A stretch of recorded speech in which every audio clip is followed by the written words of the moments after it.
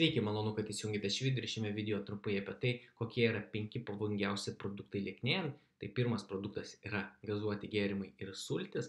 Tai niekada niekam nerekomenduoju metant svorį gerti kalorijų, nes būtent išgeriamos kalorijos yra greitai suvirškinamos ir nejaučiate didelio sotumo jausmo. Tada antras produktas tai riešutai. Daugelis sako, kad riešutai yra sveikas maistas, puikus sveikų riebalų šaltinis, bet jeigu mes nesame susipažinę su maisto produktų kaloringumu, mes labai lengvai galime persivalgyti riešutų, taip suvalgyti per daug kalorijų ir nenumesti svorio. Tada trečias produktas - kava su pagardais, pienu, grietinėle. Esu turėjęs labai daug klientų, kurie sako, laikausi mitybos planavimo gairių, svoris pradžioje kaip ir krito, o paskui kažkas pakito. Kas pakito mitybą?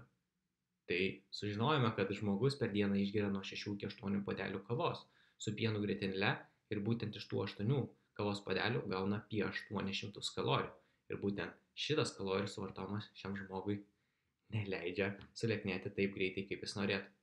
Tada ketvirtas - pagardai, aliejus ir sviestas maisto ruošai. Tai ar spilate sviestą ant salotų, kažkokius pagardus dedate ant salotų, kepate maistą ant didelio kiekio sviesto ar aliejaus. Tai mes net nesusimąstome niekada, kiek daug kalorijų galime gauti būtent iš tokių padažų, aliejų ir taip toliau. Aliejus ir, tarkim, kažkoks majonezas ar sviestas yra vieni iš kaloringiausių produktų iš visų produktų. Todėl šiuos produktus turime naudoti labai atsakingai, nes vos 10 gramų aliejaus yra 90 kalorijų, kas yra labai daug. Įsivaizduokite, užpilate truputį aliejaus ant salotų ir taip ir jau žiūrite plus 300 kalorijų. Jeigu atsisakytume šio aliejaus ir mes galėtume taip greitai sukurti 300 kalorijų deficitą ir sėkmingai sulieknėti. Tada koks yra tas paskutinis 5 produktas, kurį turite išbraukti iš mitybos raciono tam, kad palengvintų svorio kritimą. Tai yra alkoholis. Įsivaizduokite, jeigu aš nusprendžiu, tarkim, valgau kaip ir gal subalansuotai, gal ne.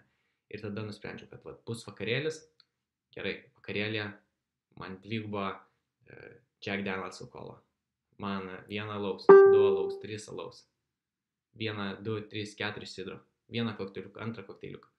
Taip mes galbūt vienas tas bokalas alaus, taurė vyno ar dar kažkas, ta prasme, nepadarys mums nieko blogo, ta prasme, per savaitę, jeigu mes vieną išgersime, tai negausime ir nei daug kalorijų ir taip toliau. Bet jeigu mes nuolat geriame ir nuolat geriame dideliais kiekiais, alkoholis turi labai daug kalorijų, bet čia dar ne viskas.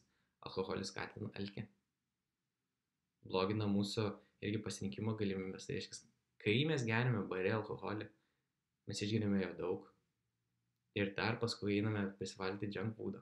O jeigu geriame namuose, tai šalia yra užkandukų, mes privalgome užkandukų. Ir taip net štirmis prisirinkame labai daug kalorijų. Ir būtent todėl alkoholis yra numeris 1 priešas metant svorį. Tai šiandien toks trumpas video būtent apie 5 pagrindinius produktus, kurie yra pavojingiausi lieknėjant. Tikiuosi video buvo naudingas ir atradėt naujų įžvalgų ir dabar galbūt šis įžvalgas pritaikius praktiškai žymiai lengviau ir greičiau sulieknėsite. O jeigu jums reikia papildomos pagalbos lieknėjant, drąsiai galite man parašyti asmeninę žinutę. Įsigilinsime jūsų individualią situaciją ir tada jau nuspręsime, kaip, kada ir ką turite valgyti, tam, kad savo tikslus pasiektumėte žymiai greičiau, efektyviau ir nedarant klaidų. Tai ačiū ir iki kito karto mėgėjai. Iki pasimatymo.